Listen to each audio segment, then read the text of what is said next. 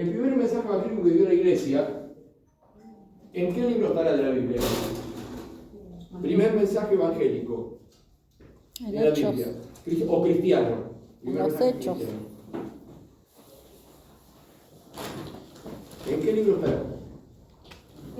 Es una acción. Primer mensaje, primera acción de la iglesia. Es un hecho de la iglesia. ¿En qué libro? En el libro de los Hechos. Exacto. El libro de los Hechos, bien tempranito. Hechos capítulo 1. No, capítulo 1 no. Todavía están los ángeles hablando. ¿Por qué están tan tristes? Que Jesús que se fue al cielo vendrá también. Capítulo 2, exactamente. ¿Sí? El capítulo 2, es decir, está en plena referencia. Esto se dio en un escenario llamado Pentecostés. La iglesia comenzó predicando. ¿Quién fue el predicador especial? Pedro fue el principal. Pedro fue el primer predicador principal, aunque todos predicaron en diferentes idiomas, a ese numeroso público que venía de todas partes del mundo, en diferentes idiomas. Pedro fue el principal porque da el mensaje en hebreo, le predica a los judíos, él le predica a los judíos, él tiene el mensaje a los judíos.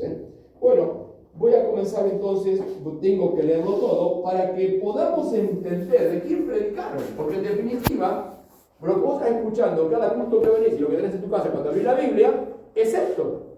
¿De qué predicaron la primera vez? ¿Qué dijeron? ¿Qué dijeron? Para poder tener un perfil y un abordamiento de este tema. Lo voy a leer entonces desde el versículo 14, el versículo 14, capítulo 2, dice así.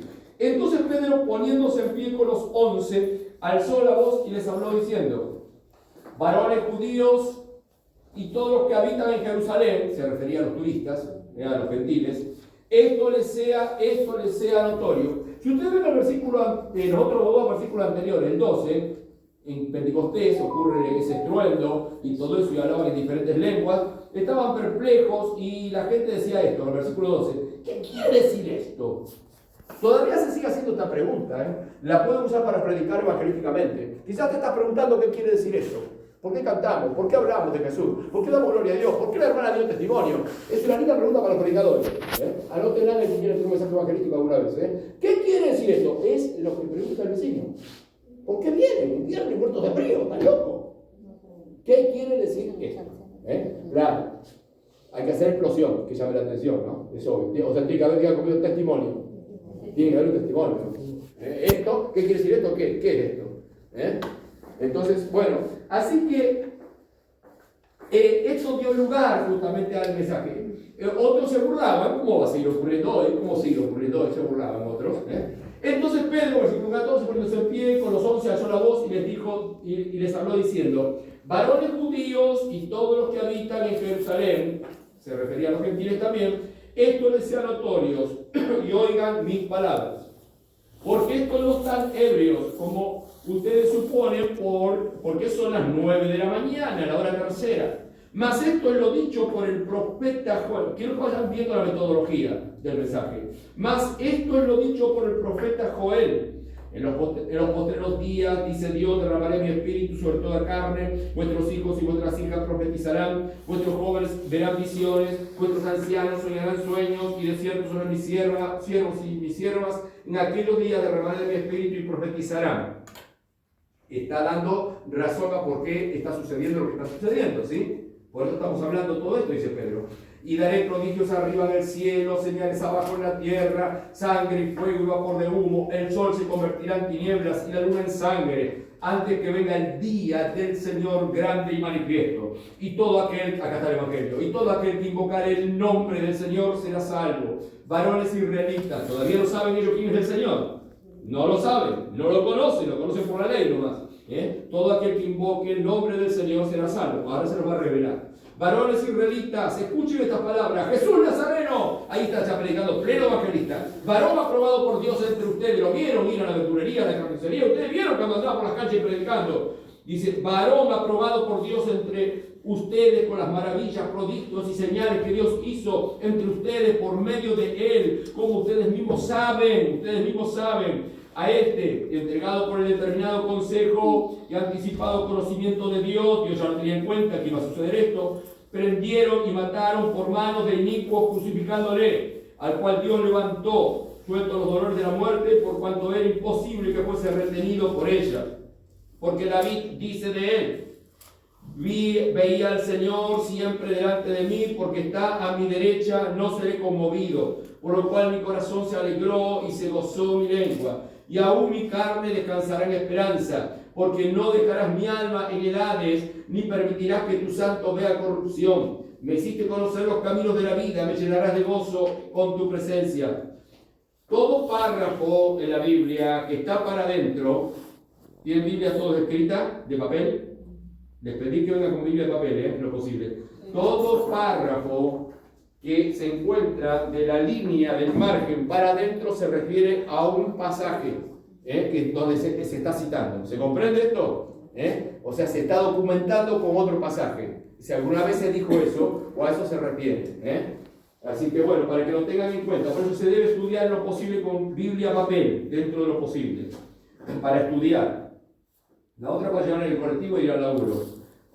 Dice: varones hermanos, se puede decir libremente del patriarca David, que murió y fue sepultado. Ya no lo tenemos por todas, hace 1000 años que murió. Y su sepulcro está con nosotros. Ustedes le llevan flores hasta el día de hoy. Pero siendo profeta y sabiendo que con juramento Dios le había jurado que de su descendencia, diga conmigo, genealogía, diga, en cuanto a la carne, es decir, descendiente de él, levantaría al Cristo para que se sentase en su trono. Diga, trono.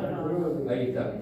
Viéndolo antes, 1000 años antes de todo esto, ya tuvo revelación como profeta. Habló de la resurrección de Cristo, que su alma no fue dejada en el Hades, ni su carne vio corrupción. A este Jesús resucitó, de los cuales todos nosotros somos testigos. Diga, nosotros también, diga. Así que, exaltado por la derecha de Dios y habiendo recibido del Padre la promesa del Espíritu Santo, ha derramado esto que ustedes ven y oyen. Porque David no subió a los cielos, pero él mismo dice, marquen adentro, está escrito antes. Dijo el Señor a mi Señor: siéntate a mi derecha hasta que ponga a tus enemigos por estrado de tus pies. Sepa pues ciertísimamente, con toda seguridad, no hay posibilidad de error, toda la casa de Israel, que a este Jesús, a quien ustedes crucificaron, Dios le ha hecho Señor y Cristo. Dale un aplauso al Señor. Tremendo predicador, ¿no? Dios le ha hecho Señor y Cristo. Al oír esto se compungieron de corazón y dijeron a Pedro y a los otros apóstoles: varones hermanos, ¿qué haremos? Entonces metimos la pata. Pedro les dijo: arrepiéntanse y bautícese cada uno de ustedes en el nombre de Jesucristo para perdón de los pecados, y recibirán el don del Espíritu Santo. Porque para ustedes es la promesa, y para sus hijos, y para todos los que están lejos, para cuantos el Señor nuestro Dios llamare. El texto de nuestra red, texto de lema. Y con otras muchas palabras, o sea que seguía predicando, y ahora ya no lo registra el Espíritu Santo, pero sigue predicando Pedro. Y con otras muchas palabras testificaba y les exhortaba diciendo: sean salvos de esta perversa generación. Así que los que recibieron su palabra fueron bautizados, y se añadieron aquel día como 3000 personas. Y perseveraban en la doctrina, venían a los cultos de los apóstoles, en la comunión unos con otros, cuando tenían la Santa Cena, en el partimiento del pan y en las oraciones. Hasta aquí la lectura de la palabra del Señor. Amigos, ustedes han asistido al primer mensaje, a la primera campaña. Y vos pensás cuál fue la primera campaña. Y de ahí en más, todo lo que predicamos hemos estado repitiendo esto más o menos, ¿sí? Más o menos. Pero ustedes habrán notado de que, por un lado, hay cercanía al hecho, ¿sí? Porque, ¿cuánto tiempo había pasado de la crucifixión? Pentecostés, 50 días. 50 días. Digamos que está todo fresco. Todo alborotado. Todo alborotado. ¿Sí? El Señor se les estuvo apareciendo durante 40 días y después tuvieron esos 10 días. Cuando el Señor subió al cielo, estaban 10 días orando. ¿Se acuerdan de toda esa historia? Con eso se completaron los 50. Llega Pentecostés, ¡brum! Un trueno, no sé qué fue, una bomba, explotó. La gente salió afuera. ¿Qué pasó? ¿Qué pasó? ¿Sí? Terrible. A las 9 de la mañana, 9 de la mañana, hora sexta, 9 de la mañana, se mueve la ciudad de Jerusalén. La gente sale, ¿qué pasó? No había pólvora en ese tiempo, no explotó nada de gas, ni nada. ¿Se comprende esto? Saltó la gente. ¿Qué pasó? Y saltó estos en el traqui, y en lengua así, en el coso, todos hablando en lengua, enloquecidos. Salen enloquecidos, como si salen de un incendio, llenos con lenguas de fuego que cayeron sobre ellos, salen hablando, ¿sí? en latín, en romano, en griego, salen hablando de todo. Y Pedro, la gente dice, ¿pero qué es este lío que no entendemos nada? Porque cada uno habla en diferentes idiomas, y Pedro tiene el mensaje a los judíos que ustedes escucharon. Impresionante. Ahí comenzó. Ese es el mensaje, basado en las Escrituras, explicando el fenómeno de lo que están viviendo, ellos como testigos calificados y autorizados por el Espíritu Santo, ¿sí? Son las Escrituras y un hecho notorio que llama la atención, una explosión. Nosotros aquí tenemos que siempre generar la explosión, sea la escuelita de fútbol, un festival de música, el té de damas, siempre hay que hacer la explosión. ¿Cuántos dicen amén? Siempre hay que hacer la explosión, hay que atraerlos. Siempre hay que hacer la explosión. Después llegar un pelo. Si nos quedamos con eso nomás. Y no, también tiene escuelita de fútbol, y capaz que mejor que nosotros, los italianos acá atrás y el otro club. ¿Sí? Si nos quedamos con eso solo, solamente lavando tazas y cosas, eso está bien y es necesario. Pero si nos quedamos con eso solo, si no hay un Pedro que se levanta una pedra, estamos en el horno, y que le hable en el idioma de él, que lo entienda, de que está curtiendo droga, que es un ebrio, o que es un separado, o que lo que fuere. Tiene que curtir el idioma de ellos para que te entiendan. No le hables raro, ¿sí? Porque escalera no tiene, no sabe cómo subir, no tiene escalera para subir. Así que tenemos que bajar nosotros, bajar. Bueno, esta es la metodología del evangelismo,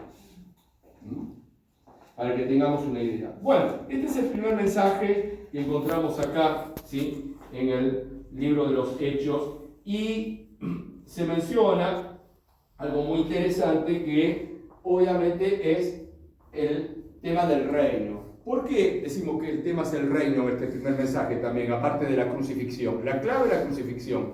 Ahí está todo acá en este mensaje, ¿eh? Pero ¿por qué la clave es el reino? Le está hablando a los judíos. ¿A quién se menciona? A David. A David. Próximo, los exalumnos de Fiel. El próximo viernes tienen que venir con Mateo y Lucas. Reino prometido, reino vacante, reino vacilante que hubo antes, reino vacante, y reino verdadero. ¿Se acuerdan de estas cosas? Pregunto a los de Fiel, ¿qué reino es este? El que está mencionando ahora, de Pedro. No, ya murió David. El venidero. Vacilante, no si se levantó al hijo. Era vacilante para David. ¿Era firme el reino de David? ¿Era firme? Pregunto, ¿era firme? No, querido, ¿qué va a ser firme? Hasta el hijo se le levantó. Tuvo que salir como escapándose de noche, ¿se acuerdan? Y hasta soportar que le lleven la contra y le tiren piedra y lo maldigan, ¿se acuerdan? ¿Se acuerdan? Que lo insultaban. Hasta el hijo se le levantó, Absalón, ¿o no? Metió la pata como la metemos nosotros, pecó también, pecó.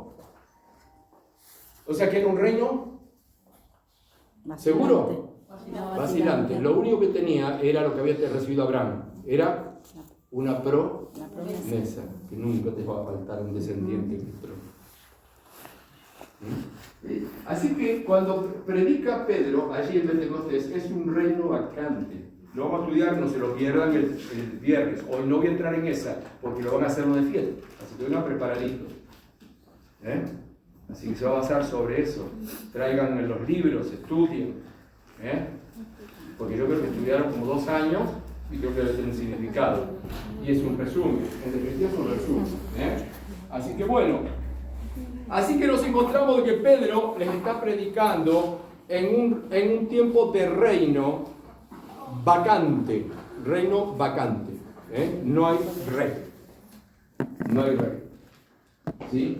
Pero aparte de eso, de ser reino vacante, de ser un reino vacante, era un momento muy oscuro porque se había cortado la descendencia davídica también. Bueno, es la casa que viene. Hay un idumeo, supuestamente, en los tiempos que nace Jesús. Bueno, pero bueno, es para la próxima clase. Hoy tenemos la presentación. Así que bueno, entonces encontramos aquí de que se está predicando del reino. También se nombra otra palabra, el trono. Se nombra el trono en este primer mensaje. El trono. Y se nombra otra cosa también importante, la crucifixión. Y se nombra otra cosa que no dejarás, como lo vamos a ver cuando veamos la literatura sapiencial o de sabiduría o los poéticos, no dejarás mi alma en el Hades. ¿De qué está hablando? ¿De qué está hablando? En el infierno. Claro, el infierno, muy bien, ¿pero qué? La tumba, la muerte. La resurrección. No lo dejarás. Así que hay que hablar de un resucitado. Si querés predicar este mensaje, el rey del reino, vas a tener que hablar de un resucitado. No hay manera de negarlo porque ustedes lo crucificaron hace 50 días de esto. 50, lo tienen fresquito, caminaba con ustedes en las calles. ¿Se acuerdan? Ustedes vieron los bienes que hizo. Se golpeaban el pecho, ¿qué haremos? ¿Se acuerdan, no? Sí. Que arrepiéntanse y bautícense y júntense a la iglesia. Y ahí se juntaron todos en la iglesia, porque el que lo entiende se une a la iglesia, el que lo entiende. Ahora el que no lo entiende va cuando quiere. El que lo entiende, querido, te amargás, por ahí un hermano te ofende, por ahí no tengo ganas, por ahí lo que esperaba vivir toda una tragedia y no entiendo por qué Dios lo permitió, pero no dejo la iglesia. Tengo las cosas en común con ellos, aunque me cuesten. No, hay que aguantar al hermano fulano o al pastor, hay que aguantar al hermano. Yo quiero limpiar la iglesia cuando ella no esté. Aquí canta ella, no sé qué. Cuesta la comunión, pero no dejaré la iglesia. Decirle al Señor, no dejaré la iglesia. El que conoce a Jesús no la va a dejar. No la va a dejar. No la va a dejar por el Señor. Por el Señor. Así que se agregaron aquel día y se empezó una iglesia de novela, impresionante, 3.000. ¿Cómo nos llega a pasar nosotros? 3.000 de golpe, ¿qué hacemos? ¿Vas a venir a entender, David? 3.000. Bueno, ya, bueno, la jubilación o no, quién será si quiere, pero ¿cómo hacemos? ¿Es que se la tiramos al pastor Hugo? ¿Cómo hacemos? Más vale, Así que, qué importante que es la comunión, Qué importante. Bueno, quiero hablar entonces ahora sobre los enfoques. Nuria, por favor. Los enfoques, ya dimos las 5 clases que vamos a tener, lo repito para los que llegaron a lo último. Esto va a llevar 5 viernes, unidad de presentación, que estamos en ese momento. El rey a la luz de Mateo. La otra unidad, el rey a la luz de los poéticos, Job, Salmo, Proverbio, el rey a la luz de los profetas, Isaías, Ezequiel y Génesis, y el rey en la era apostólica o la luz apostólica de Marcos, Pedro, Pablo y Juan. Bien. ¿Cuál es el enfoque que le podemos dar a la vida de Jesús? Bueno, un enfoque es histórico, y lo vamos a ver ahora, que es innegable. Podemos analizar a Jesús histórico, existió, y ahora vamos a ver las pruebas. Vos tenés que saber las pruebas de la historiosidad de Jesús. De que existió. Existió. No es un cuento. No nos separa tanto tiempo, nos separa más de Moisés. 1500 años nos separan de Moisés. 1500, casi 1700 años. Y de Jesús son 2700 años, perdón. Así que de Jesús son 2000 años. Bueno, el histórico, el político, lo podemos ver también al hablar del reino, especialmente. ¿Dio discursos Jesús? ¿Dio discursos de carácter político? No. ¿De pobres, de ricos? Sí que dio, ¿cómo que no? De compartir con otros. ¿Habló de todo eso? Sí. Padre, hijo, etcétera, etcétera. Sí, podría tener un enfoque político. Se puede analizar todo esto. Y los políticos lo saben. Y se estudia en la facultad, y se estudian otras cosas. Se estudia. ¿Sí? La política de Jesús. Y se lo puede ver a Jesús. De hecho, si no fuera ateísta, si Jesús no hablaría de Dios, la doctrina de él es plenamente de carácter zurda, es decir, comunista. Jesús era comunista, es obvio, no era capitalista. No estaba, él miraba al hombre, y como beneficiario de los bienes, y no el hombre para los bienes. ¿Se comprende? ¿Sí? Y habló del consumo, este consumismo humano, habló contra todo eso. Así que si vos no querés analizar a Jesús como desde el punto de vista político, más vale que lo encontrás, político y social. ¿Se comprende? Político y social, partir las cosas, compartirlas, la distribución de la riqueza, era clarísimo. Los conceptos de justicia, es decir, eran clarísimos, clarísimos. Así que podría tener un enfoque político, y lo tiene. De hecho, hay muchos que lo analizan políticamente. El enfoque sobre Jesús es político, ¿sí? Y siempre actual esto. El otro enfoque es filosófico. Claro que sí, obviamente, que se le puede ver cada palabra que decía, qué quería decir, o sea, filosóficamente. ¿A dónde apuntaba la filosofía de Jesús? Obviamente que sí, también, filosófico. De hecho, muchos lo tienen así, desde ese punto de vista. Lo podemos ver desde el punto de vista religioso, es decir, alguien que en el lugar que me tocó del mundo nacer, me bautizaron de chiquito y soy católico, apostólico romano o evangélico, porque siempre iba a la iglesia. ¿Qué religión tenés? Para responder, ¿no? Soy cristiano. ¿Qué cristiano? Evangélico.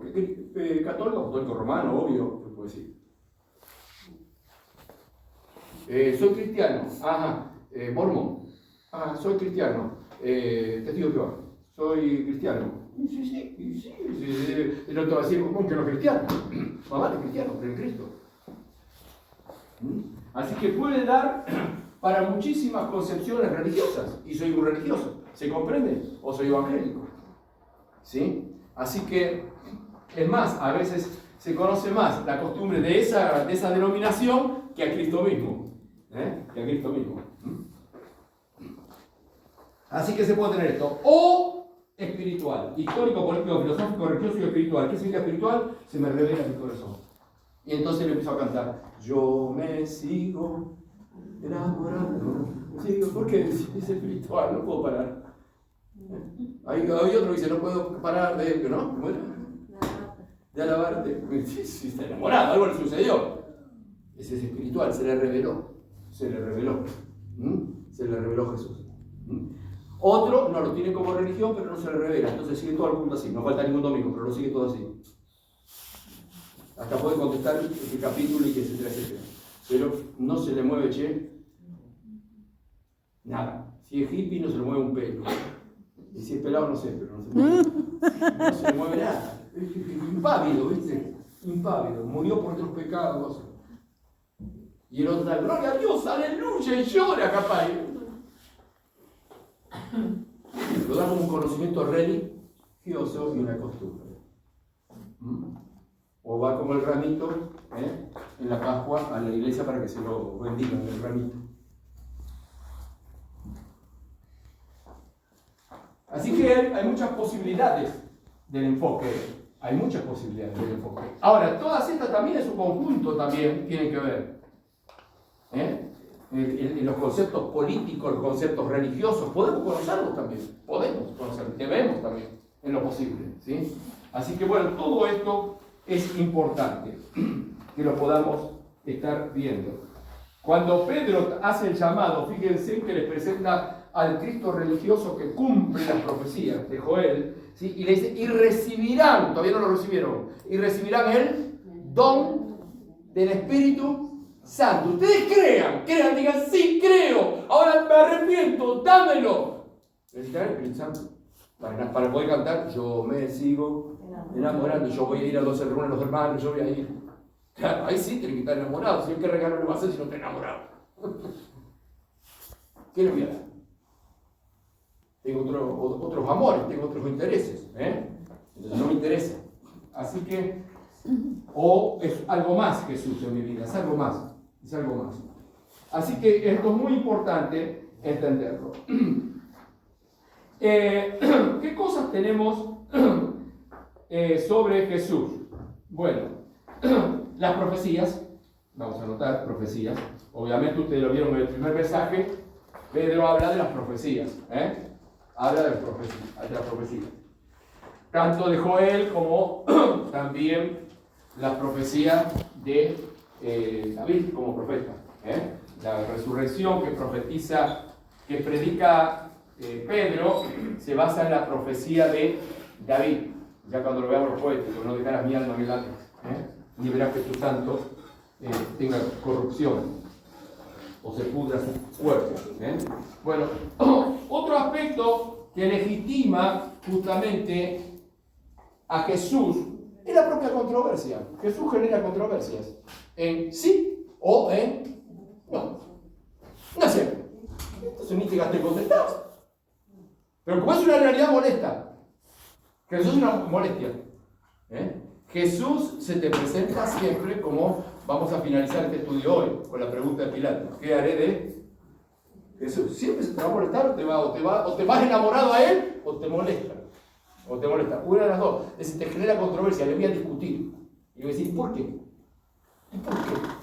¿Y para qué? Porque molesta a Jesús.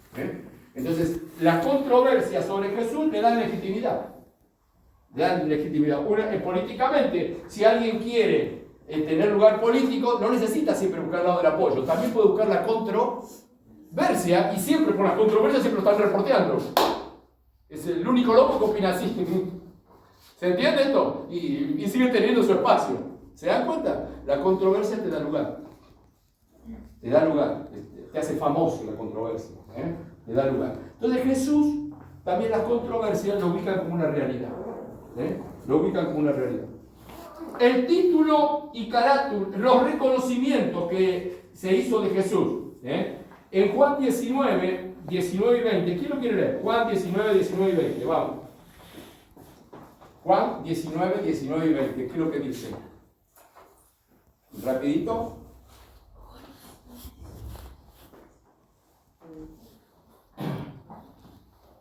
Juan 19, ¿quién lo lee? Escribió también Pilato un título que puso sobre la cruz, el cual decía: Jesús Nazareno, Rey de los Judíos. Y muchos de los judíos leyeron este título porque el lugar donde Jesús fue crucificado estaba cerca de la ciudad, y el título estaba escrito en hebreo, en griego y en latín. Muy bien. Ahí tenemos la carátula y la sentencia del Imperio Romano, colocando la causa que trajeron los judíos. Los judíos, ¿cómo lo presentan a Jesús para que Pilato lo condene? ¿Con qué cargo? Como rey. Rey, dice que es rey. Y Pilato está representando al rey de Roma, al emperador, es como este rey. Sí. El deber de Pilato es justamente controlar eso, el reino de Roma ahí. ¿Sí? Así que, justamente con ese mismo título, le coloca el famoso INRI. INRI es un acrónimo, ¿sabes qué es un acrónimo, no? Son palabras que representan algo, qué sé yo, Eresur, APSA, agua, bueno, INRI significa eso, Jesús Nazareno, Rey de los Judíos, en latín, idioma de los romanos, ¿sí? En griego y en hebreo, en los tres idiomas. INRI, ¿vieron el famoso INRI? Se van a dar cuenta más en el operatorio, ¿no? El famoso INRI significa Jesús Nazareno, la causa, Rey de los Judíos. Eso significa. Así que bueno, y los judíos dijeron, no, saca ese cartel, decir que él se hizo. Y con lo que he escrito, dijo, ya basta, no me corro más. Así que encontramos de que el título y carátula también lo proyecta para siempre en ese sentido del testimonio humano. Lo otro es la abdicación de los judíos en los sacerdotes, Anás, Caifás y todos los demás sacerdotes, le dijeron esto a Pilato: no tenemos otro rey sino ¿a quién? A César. No, a César. Porque Pilato le dice, ¿cómo? ¿Al rey de ustedes? ¿Al rey de ustedes lo voy a crucificar? ¿Al rey de ustedes lo voy a crucificar? No tenemos otro rey que no sea César. ¿Qué hicieron? Abdicaron de su propia fe. ¿Se comprende? Aceptaron un rey del Imperio Romano. ¿Se comprende? Por conveniencia, obviamente. ¿Se comprende? Porque era tanto el odio que tenían contra Jesús, tanto el odio que lo llevó a abdicar. abdicar de algo. Ellos podrían haber dicho, no, este es nuestro rey y no tenemos rey, punto. Y no dijeron no tenemos rey, porque si no también Pilato los tenía que enjuiciar a ellos. Decir a tu hermano, ten cuidado con las conveniencias. Cuidado con las conveniencias. Y si pues te van a llevar a la palangana. Los judíos abdicaron ahí, y quedó establecido, y quedó como una maldición para ellos. Así que, qué importante es esto. Entonces, encontramos entonces todo lo que se relaciona allí con Jesús. Ahora, vamos a ver lo siguiente. Cuando hablamos de rey y reino, ¿sí? El rey del reino, tenemos dos conceptos. Y el primero, mirándolo, es el reino. ¿Qué es un reino? Nosotros que no vivimos ni en España, ni en Inglaterra, ni en Holanda, u otros países que hay monarquías. ¿Sí? Aunque hoy hay monarquías parlamentarias, con parlamento también, así como en España, y Inglaterra también. Pero nosotros lo sabemos, porque desde 1810 que lo rajamos el virrey de acá de España, nunca más tuvimos rey, salvo alguno que se quiso hacer rey después. La dictadura, ustedes saben todo eso, y hoy más o menos también, ¿no? Bueno, porque ¿qué significa monarquía? Palabra griega. Uno solo manda. Mono, ¿qué significa? Uno. Monarquía, uno solo manda. A ver cómo le sale a los hermanos, entender esto. Diga conmigo, uno solo manda. Diga uno solo manda. Diga uno solo manda. Así que si hablamos del rey del reino, el rey del reino, en la cocina, en los estudios, en casa, sobre mi vida. Por eso Pablo decía, ya no vivo yo. Y Jesús dijo, niéguese si alguno quiere venir a mí, niéguese a sí mismo. ¿Por qué? Por monarquía, porque uno solo manda. Por eso el Padre nuestro, hágase tu voluntad, venga a nosotros tu reino, hágase tu voluntad como en el cielo, acá en la tierra, es decir, en tu casa. Gracias, Anita, gracias. Como en el cielo lo haces, que todo el mundo obedece, aquí también en la tierra. Bueno, aquí depende si hace mucho frío, ¿no? Estos hermanitos no, Estas hermanitas vienen con... ¿Por qué? Porque uno solo manda. ¿Tenemos claro todo lo que es reino? Es decir, yo busqué el resumen más chico que puede encontrar en Google. El más chiquito, monarquía, uno solo manda. Está bueno, Así que anotátelo. Uno solo manda. Capaz que va por un cartel en la casa, ¿no? Aunque después capaz que sale él o ella y te dice, bueno, aparte yo, ¿no? Uno solo manda. No, si soy yo. Impresionante. Impresionante, Pero cuando hablamos del reino de los cielos, tengamos cuidado. Por eso yo dije de que tenemos, del comienzo del estudio, que tenemos que entender lo que es el reino.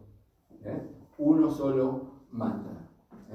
Así que, lo que ha hecho pie, la verdad que la próxima clase van a tener la oportunidad, la próxima clase nos dividimos en grupo y todo, bueno, van a tener la oportunidad de ver los símbolos del reino. Ahí en el libro 1 los van a tener, en la lección 5 creo. Tienen los símbolos del reino. Trono, corona, cetro o bastón. El bastón significa poder. A nuestro presidente le gusta mucho andar a veces con eso, ¿no? Significa poder. Poder. No. Te va a garrotear, pero no puede ser. Como otra cosa te garrotean. Pero es eso. Poder. Bueno, ¿quiénes no sabían cómo usarlo? ¿No se acuerdan? ¿Se acuerdan?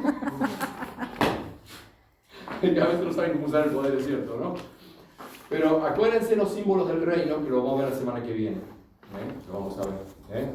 Por eso fíjate, fue importante para los que lo supieron aprovechar. Fue muy importante. Y lo vamos a ver la semana que viene. Bueno, así que esto implica entonces de que el reino de los cielos significa un gobierno especial distinto al humano, ¿sí? Distinto al humano, y un rey especial. Ahora, la monarquía o los reyes, las monarquías, se manejan y se perpetúan de una sola manera.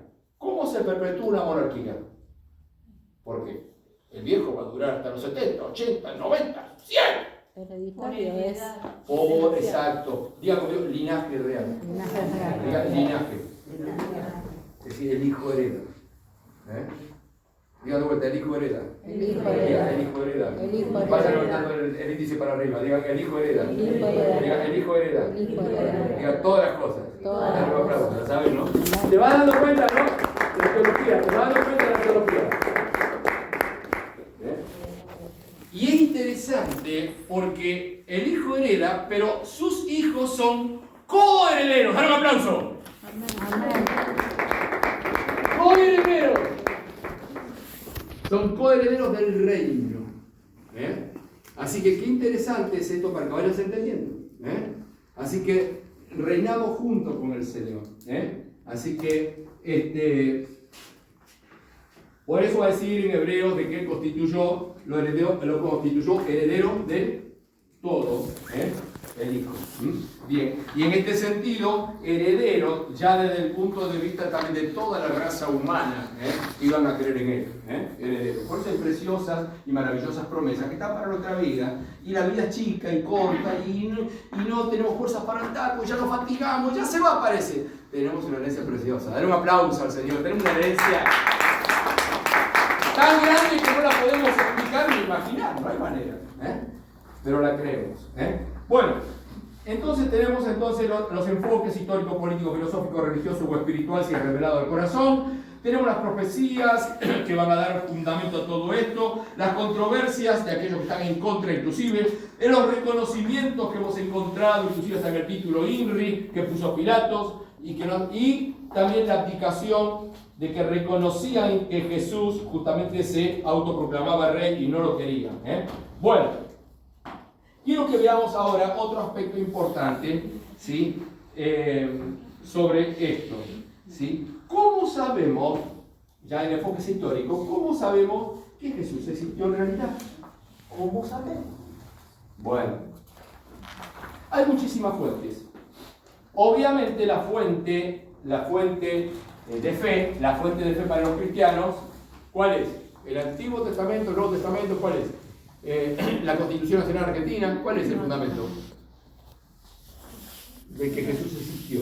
El Nuevo, claro. El Antiguo no habla de Jesús, habla de un Mesías que va a venir. El Nuevo Testamento, la predicación de Pedro dice justamente lo que se anunció, acá está. Jesús Nazareno, ¿se acuerdan, no? ¿Sí? ¿Se acuerdan de la predicación, no? Tienen que leerla de vuelta en casa, La predicación de Pedro hay que leerla, Hechos 2, desde el versículo 12 para abajo hay que leerla, porque ahí está, Y entonces ahí encontramos justamente en el Nuevo Testamento, ¿sí? La principal. Hay dos clases de evidencia de la existencia de Jesús. Hay evidencias que son externas y hay evidencias que son internas. ¿Cuántos de ustedes se acordaban de esto? ¿Han estudiado esto? Bueno. Ahora vamos a ver esto. Las evidencias externas son las que no están en la Biblia. Montañas, ríos, épocas, gobernadores, gente que no están en la Biblia. ¿Se comprende? Jerusalén. ¿Existe Jerusalén? Sí. ¿Existe? ¿Sí? ¿Alguno de ustedes fue? No. Che, qué manga de mojigatos que son, che, tiene un mango. 15.000 kilómetros son, che, serio. Bueno, capaz que le vas a regalar un viaje, ¿no? Antes que se vaya. Bueno, muy bien. Es decir, porque existe, puedo agarrar videos, puedo ver la tele, ¿se entiende? Existe Jerusalén. ¿Dónde murió? ¿Dónde murió? Jerusalén. Recorrió la Palestina. ¿Existe Palestina? Sí. Ajá. Muy bien. Existen esos montes, existen las distancias que dijo, existe todo eso. ¿Existió un emperador llamado Augusto César? Sí. ¿Sí? ¿Que ordenó un censo? Sí. Sí. ¿Está registrado en la Biblia? Sí. ¿En otras fuentes? Sí. También, la historia de Roma lo pasó. ¿Existió Cirenio, gobernador de Siria? Sí. Claro, gobernaba toda la parte de Siria por el Imperio Romano. Muy bien. ¿Existió Poncio Pilato? ¿Qué dice la historia? Sí. ¿No es un ser imaginario, Poncio Pilato? ¿No es Pinocho? No existió. El gobernador de Judea en esa época llamado Poncio Pilatos. ¿Existió Anás y Caifás? Sí. Sí, sumos sacerdotes en esa época. y después entraron con las máquinas despacito para no romper nada, escarbaron más el perrito, y todavía siguen, y encontraron el patio de Pilatos, el enlosado, encontraron muros, encontraron cantidad de cosas.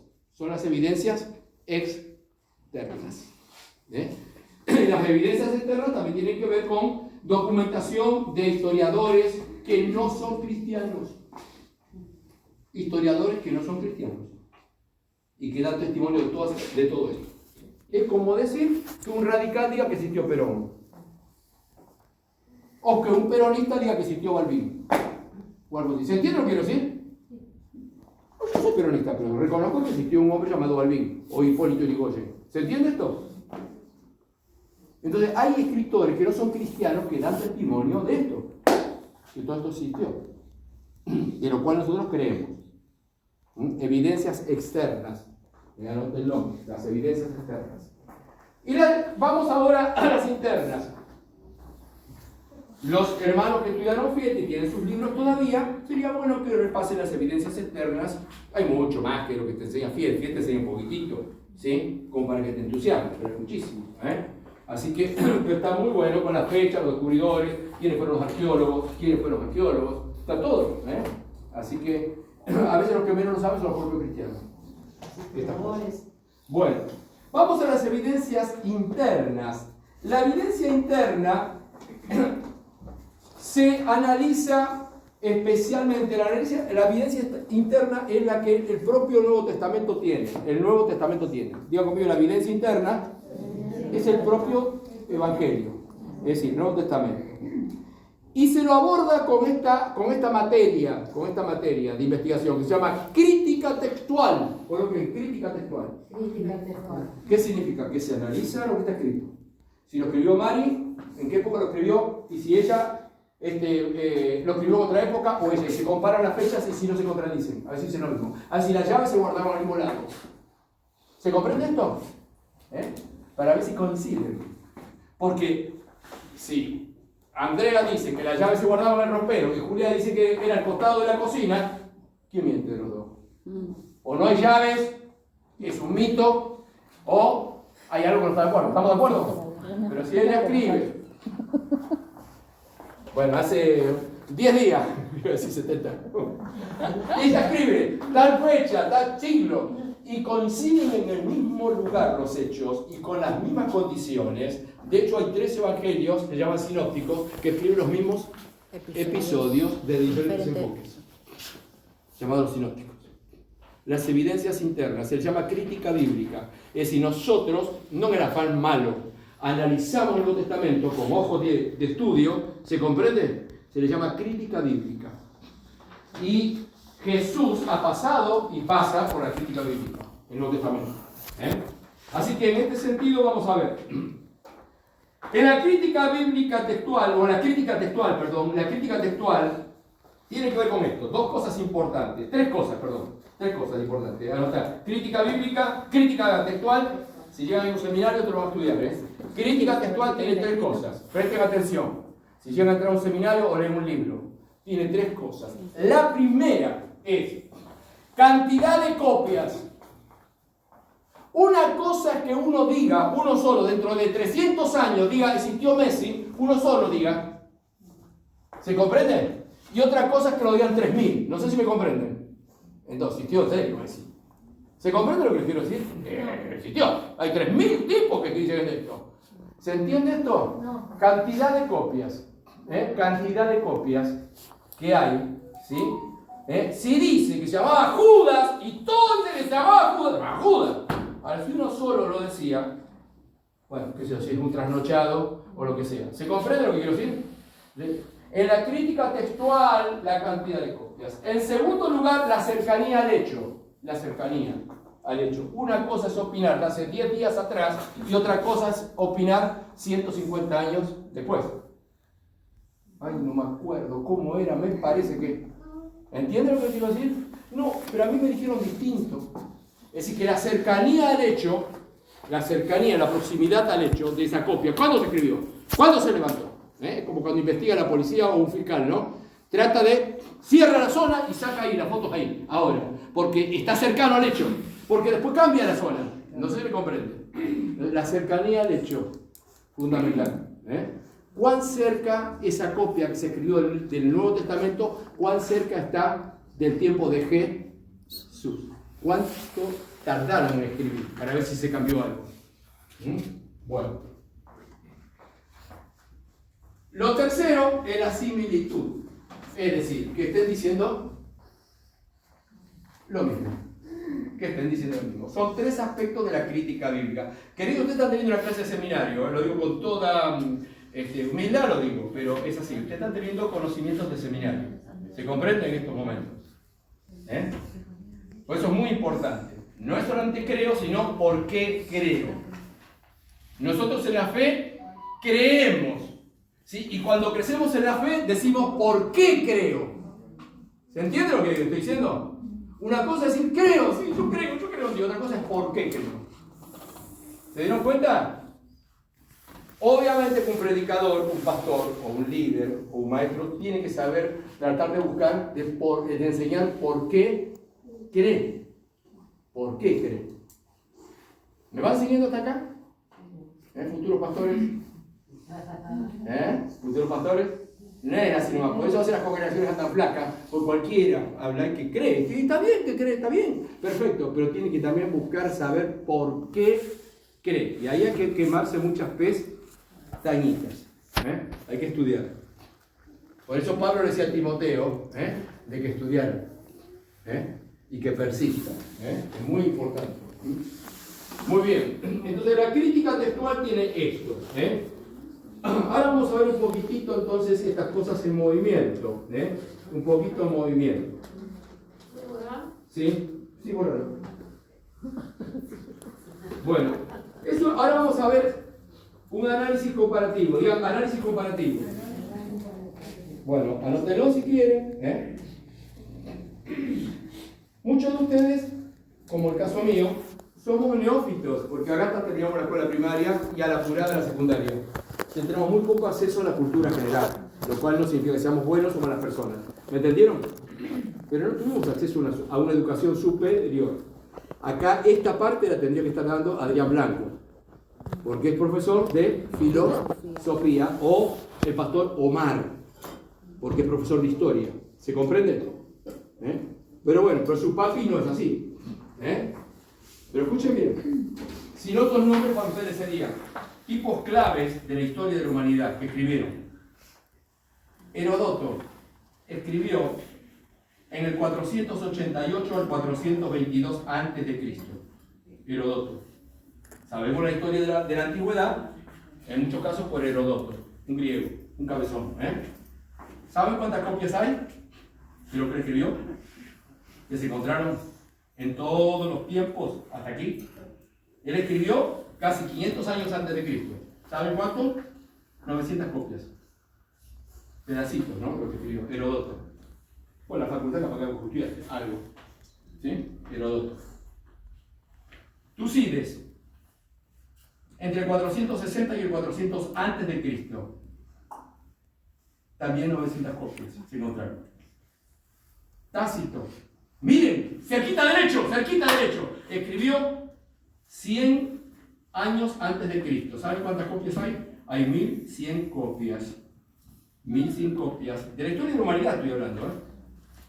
Las guerras de las Galias, 58 años antes de Cristo, 50 años antes de Cristo, hay 900 copias. Nadie va a dudar de las guerras de las Galias. La historia romana, por Tito Livio, en el 59 al 100 después de Cristo. 59 antes de Cristo al 100 después de Cristo. Hay 900 copias.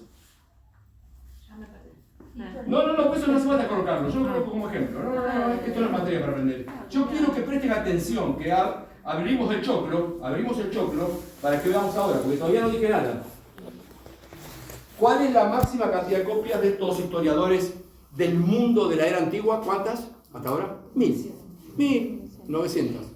Pedazos de cosas, de medio desarmados que se encontraron. Y de ahí sacamos la historia de la humanidad, que se enseña en las escuelas. Después se enseña copias, las copias más antiguas. Hay copias más nuevas, obvio, en mejor estado, pero las copias más antiguas, que pasan también la crítica textual, no sé si me comprenden, cercanía al hecho, etcétera, etcétera. Bueno, ahora les presten mucha atención. para el Nuevo Testamento, tenemos copias. Sabemos que Jesucristo vivió hasta el año 33. La copia más cercana está entre el 40 se escribió y el 100 se escribieron después de Cristo. Digan conmigo, bien cerquita. Por eso va a decir Pedro, apóstol de Jesucristo. ¿Lo conoció Pedro a Jesús? Sí. Juan va a decir lo que hemos visto y oído. Estoy escribiendo, dice. Ahora, la copia de eso, bueno, tenemos el original. La copia más cercana no está a 900 años. Está a 130, que es la última que se descubrió. 130 de Cristo. O sea que hasta los propios discípulos de Juan lo vieron a Juan escribiendo. No sé si me comprenden. La copia más cercana, 130. Por supuesto se encontraron después en 200 años, 300 años y todas son iguales. Pero la más cercana, la más antigua, la más amarilla está a 130 años. Digan conmigo, casi nada. Hay más de 5.000 manuscritos antiguos para el Nuevo Testamento. Más de 5.000 manuscritos. Y de la Biblia, del Nuevo Testamento, y del Nuevo Testamento superan los 9.000.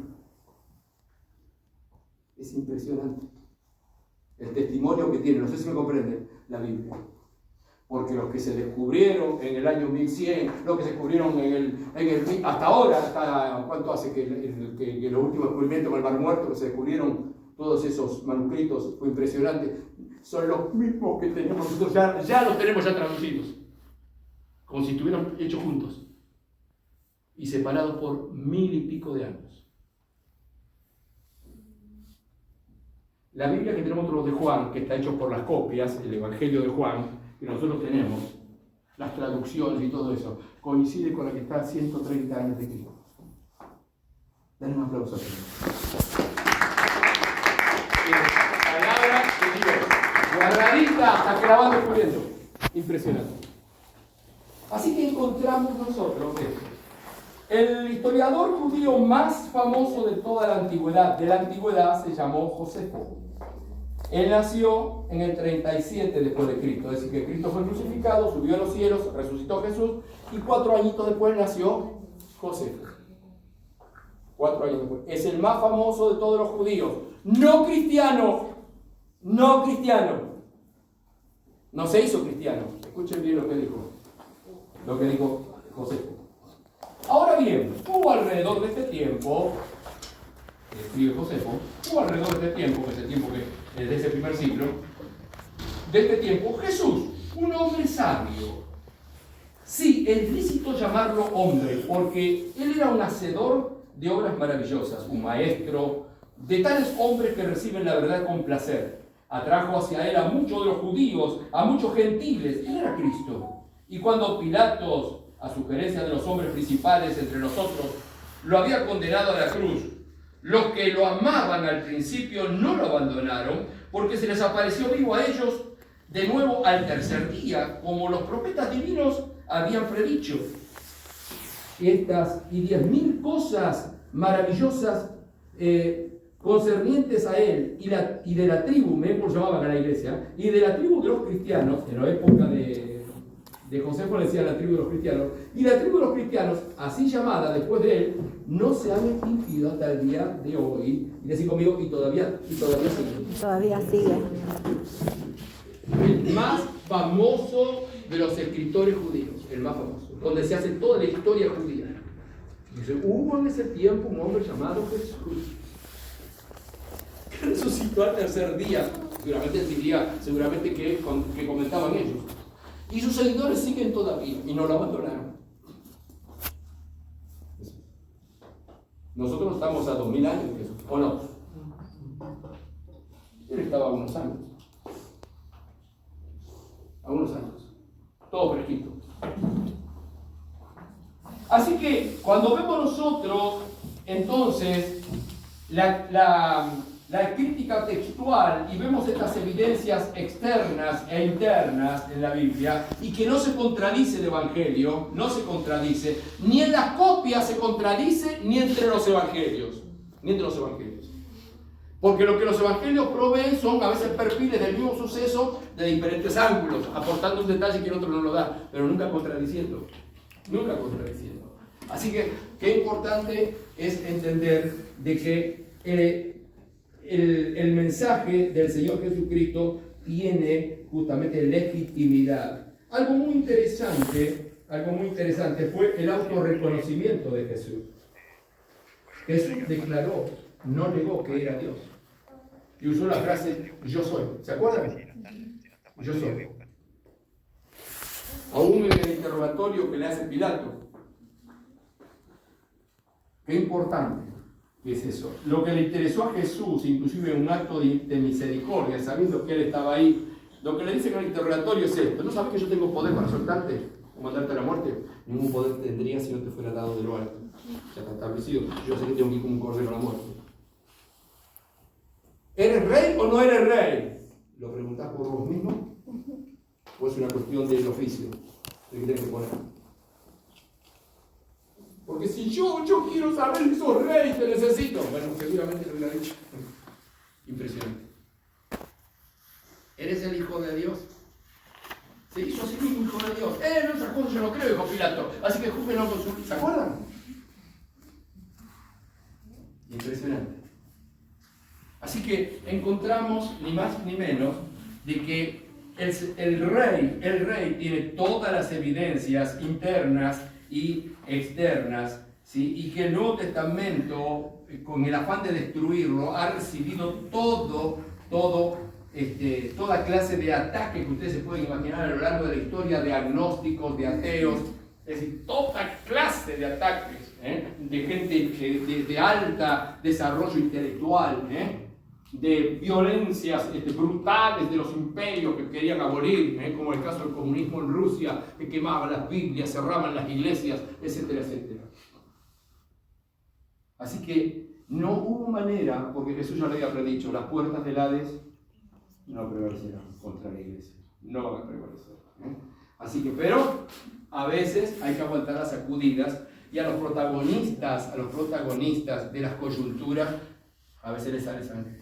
Y no sale sangre en el corazón o hasta en el propio martirio. Pero acá está Ana, acá está Sergio, acá estoy yo, acá estamos, ahí está Melanie. Pero no porque fue gratis. Primero, la sangre del Cordero de Dios, pero otros que murieron también. Todos vamos a partir de este mundo. Yo siempre se lo digo, ustedes todos vamos a partir. No se trata de partir. Vamos a partir, no sabemos cuándo. Pero ninguno, salvo que sea justo que te toque el arrebatamiento y seas transformado y te lleve en alto. Pero si no vas a partir y vas a regresar con Cristo a buscar a los hermanos que quedaron, dale un aplauso. Esto es así. Es así. Hacete la madre que te ponga expectativa de fiesta, ponete expectativa de fiesta que de miedo a la parca. Así que no le tengas temor porque hay un lugar. Dice, yo te voy a guardar lugar. Está testiguado. ¿Sí? Se pagó un precio muy alto. La crítica textual te dice sí, que esto es verdad. Es verdad. Así que qué importante es esto. Bueno, más de 5.000 manuscritos griegos del Nuevo Testamento, más de 9.300 manuscritos escritos en latín en Roma y bueno, en parte del imperio. Y los padres de la iglesia, o sea, los hijos de Juan, del apóstol Juan y de los otros, de los hijos, los pastores que siguieron a ellos, los que formaron ellos, sí tienen 9.000 citas aproximadamente, 10.000 citas sobre Jesucristo. Son los que vieron los hijos. Son los hijos espirituales. Papias, Orígenes, Clemente de Roma, etc. Los discípulos de Juan. No vieron a Jesús crucificado, sino que se convirtieron con Juan. Los grandes padres de la iglesia. Los grandes padres que hicieron la doctrina que nosotros creemos. Ellos hicieron las copias, todo eso. Los padres de la iglesia. Qué maravilla. Así que, qué importante que podamos tener en cuenta esto. Bien, en esta clase de presentación que les he dado, repasando un poco todo esto, que es tan grande, creo que lo que el Espíritu Santo quiere es que nosotros podamos creer, ¿sí?, en el Señor. Cree en el Señor Jesucristo y serás salvo tú y tu casa, ¿sí? Pero ahora está bueno para nosotros saber por qué también creo. ¿Por qué creo? Porque vamos a darle la gloria a Dios viendo el cumplimiento de la palabra, de que van a atacarla, la van a atacar a la iglesia, van a atacar la palabra, ¿sí? Van a tratar. Y si alguien te dice que no citó Jesús, es con todo el respeto del mundo, ignora, es decir, es un ignorante, no se lo digas como insulto, es un ignorante, ¿sí? No ha leído a Josefo, no ha leído a otros, no sabe los descubrimientos, no sabe nada, habla de fanático ateo, ¿sí? No discutan cuando la persona no tiene interés, no vale la pena, ¿sí? Así que si el pato dice que es un caballo y bueno, y no se quiere convencer de que no es un caballo, dejalo, ¿viste? Punto. No pierdas el tiempo porque el mundo entero está fuera del maligno. Ahora, la persona seria no te lo va a un intelectual serio, no te va a decir que no existió. Va a discutir quién dijo que era o quién vos crees que él era. Pero no se puede discutir quién estuvo, quién fue, porque tiene el testimonio de la historia, el testimonio, a gritos de la historia. Y la Biblia tiene más legitimidad que cualquier libro antiguo. No existe, ni de Platón, ni de Sócrates, no existen. Tienen muy pocas copias ellos. El Nuevo Testamento tiene por miles y miles, y muy cercano al hecho. Muy cercano al hecho. Enseguida escribieron. ¿Sí? Casi todavía el cuerpo chorreando sangre estaban escribiendo.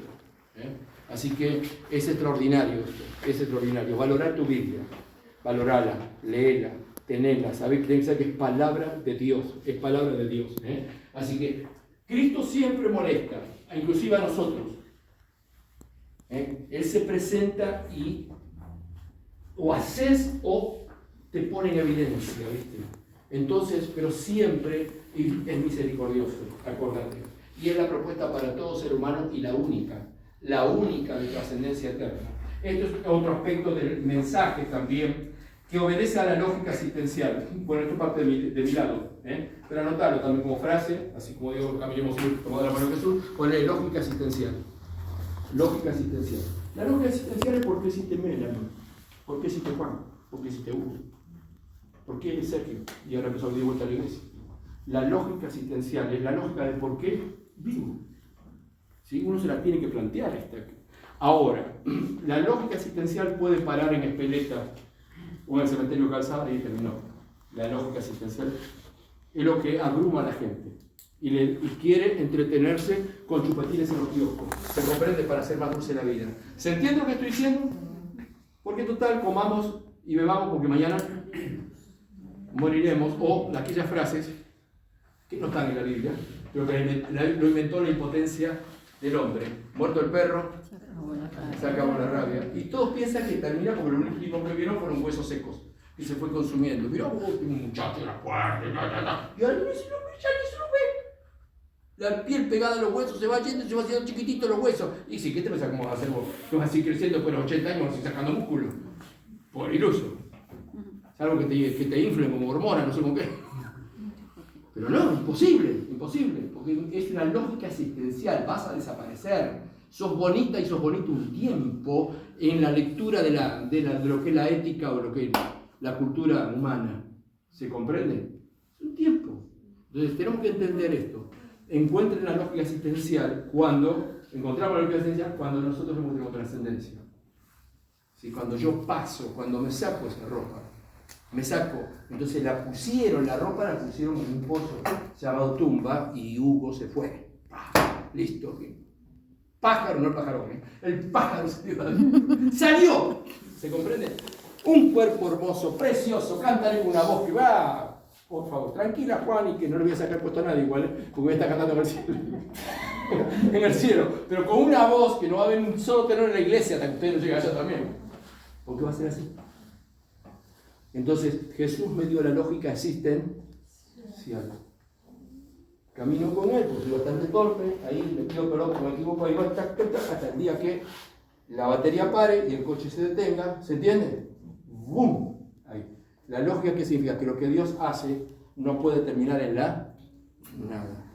Cuanto más el ser humano que llora, quiere su hija, todo eso, ¿cómo va a terminar todo? No, la lógica es que hay un lugar precioso. ¿Se comprende? Hermoso, entonces tiene sentido los hijos, el enamoramiento, todo el sufrimiento que viviste, todo tendrá lógica en un tramo que comparado con la eternidad es muy corto, muy cortito. Cuando lo miramos así, ya cuando pasamos unos años nos cuenta que pasó rápido. Pasa muy rápido, ¿sí? Porque empieza el fuelle enseguida, el fuelle empieza, y ya no hay crema que lo tape, y hace ruido los huesos, ¿no? Bueno, pasa rapidísimo, la vida pasa rápido. El pibe a los 15 años piensa que no, porque el día es largo para él. Para los viejos es larga la noche, sí, pero el día es cortito, porque quiere hacer cosas y ya no puede. Y a la noche no se puede dormir porque nunca termina la noche. Eso es una lógica, Entonces, la lógica existencial es que salgo y tendré aquello, y sentiré aquello que no pude sentir jamás acá. Pero estaba preparado. Una cosa importante, todo lo creado tiene un impulso. Digan conmigo impulso. Todo lo creado. Un árbol, una flor, todo tiene un impulso. Es temporal. Todo el hambre tiene un impulso y quiero comer. Todas las cosas que se llaman pulsiones tienen impulso. Y el ser humano tiene un querer. De ahí se enamora, siente, a veces nos confundimos, etcétera, etcétera. Mil cosas, ¿no? Pero hay un querer. Y el querer que viene de Dios es un querer de vida. Uno quiere vivir, uno quiere hacer algo, doctor, la vida. ¿Saben por qué? Porque fuimos creados no para morir, sino para viajar y llegar. Nosotros fuimos creados para ir. Por eso le coloca al ser humano el deseo de vivir. Hasta el que vive mal, hasta el chorro vive corriendo para escaparse, para poder vivir. Todo el mundo quiere vivir. Cuando no quiere vivir está enfermo. ¿Se entiende esto? No tiene a nadie, no tiene esperanza, no tiene nada, no le quedó a nadie. Pero aunque tenga un perro, se va a quedar con el perro. Por el perrito y por el gato. ¿Entienden lo que quiero decir? Entonces, el querer lo pone Dios. El querer y el hacer. Así que acuérdense, Él nos colocó un querer, y esa es la lógica existencial, el querer espiritual. Pero no equivocarnos porque tenemos quereres que son humanos, somos pecadores. Entonces, para saber cuál es el querer legítimo, lo verdadero tiene que ser el que coloca a Dios. Pero es un querer de vida, de vida. Por eso el ser humano, cuando no lo tiene a Dios, el querer lo vuelca en el alcohol, en la violencia, en el poder, en el dominio, en el placer. Se lo está buscando a sí mismo en realidad, el ser humano hoy. ¿Se entiende esto? Entonces, busquen el querer del Espíritu Santo, que los va a guiar por la mejor autopista. El querer del Espíritu Santo. Yo lucho contra el querer mío, yo lucho. Y porque el querer nuestro es muy de yo, muy de debilidad, muy de cosas. No lo podemos dominar. Pero el querer del Espíritu Santo te lleva a hacer una vida que si la tengas de sacrificio o de negación lo haces. ¿Sí? Porque buscas a Dios. Es increíble, ¿no? Tan grande con todo lo que Él creó y sigue creando. Y sin embargo, usó pañales, iba a la escuela con nosotros, más o menos, va a ser la idea, ¿sí? Iba por la sinagoga, aprendíamos con él, lo mismo tenía que hacer las tareas. Le preguntaba al profesor, al rabino, en este caso al rabino, le preguntaba, ¿cómo va la A? ¿Cómo se pone? ¿Cuál es la primera letra? ¿Qué? Yo no puedo, es una cosa de locos. ¿Sí? Después ese muchacho de 33 años, ustedes lo saben, ¿no? Plena plenitud física, ¿sí? Entregarse por nosotros, para que lo destrocen su cuerpo, por nosotros. Es muy fuerte, es muy fuerte, para que yo pueda entrar ahí, tanto amor. Así que, queridos, nosotros nos tenemos que plantear la misma pregunta que se hizo Pilatos. Cuando vio todo, escuchó todo, dice que es rey, dice que es el Hijo de Dios. Cuando lo interrogó, cuando le vio los ojos, porque él lo miró a los ojos, lo vio, lo analizó, algo sintió, viene la mujer y dice, no tengas nada que ver con este tipo, con este judío no tengas nada que ver, porque yo no pude dormir en toda la noche y tuve pesadillas. ¿Se acuerdan? ¿Se acuerdan lo que dijo la mujer de Pilatos? Tuve pesadillas toda la noche, toda la noche. ¿Cuántos casos juzgó Pilatos? Por encima tenía fama de criminal. ¿Cuántos tipos mandó él a la cruz y cosas que los estén torturando? Pero cantidades, era muy bárbaro también Pilatos. Y sin embargo, después que lo interrogó y todo, más o menos así. Dios, acá lo que ya dijo, ¿qué haré de Jesús llamado el Cristo? Nosotros sabemos más que Pilato, ¿o no? ¿Qué haré de Jesús llamado el Cristo? ¿Cuál va a ser mi lógica asistencial? ¿Cuál va a ser mi lógica asistencial? ¿Para qué vivir los años que me quedan, o los meses o los días? ¿Cuál es mi lógica? ¿Qué haré de Jesús llamado el Cristo? Yo no quiero una religión. Yo quiero una revelación. Está bien tener la religión, está bien. Está bien. Pero yo quiero una revelación, algo más. ¿Sí? Algo más, como dice el corito. Así que ponete de pie. No sé la hora, estaba así en el celular, así que perdoname. Sí. Cierra tus ojos un momento. ¿Vas a venir el viernes que viene?